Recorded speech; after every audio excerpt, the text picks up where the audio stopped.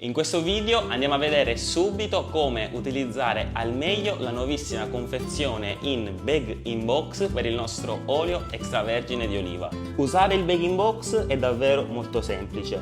Come possiamo vedere, innanzitutto qui abbiamo tutte le istruzioni per un corretto utilizzo. Qui abbiamo tutta una linea tratteggiata del nostro cartone che andremo a premere per estrarre poi successivamente il rubinetto della sacca che si trova all'interno. Andiamo a sollevare il nostro cartone .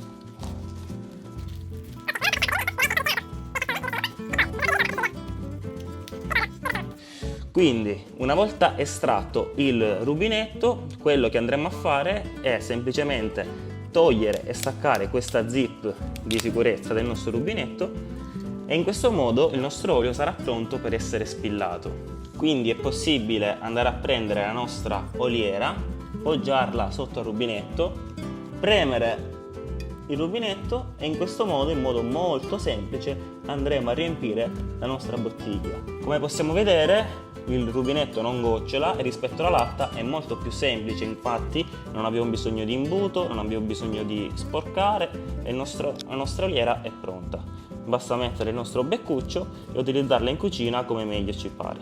Bene, sono sicuro che adesso, grazie a questo video, sarai in grado di utilizzare al meglio la nuovissima confezione. Se non l'hai ancora fatto, vai sul sito www.olioaulivus.it e acquista subito la tua scorta di olio. Ciao e al prossimo video!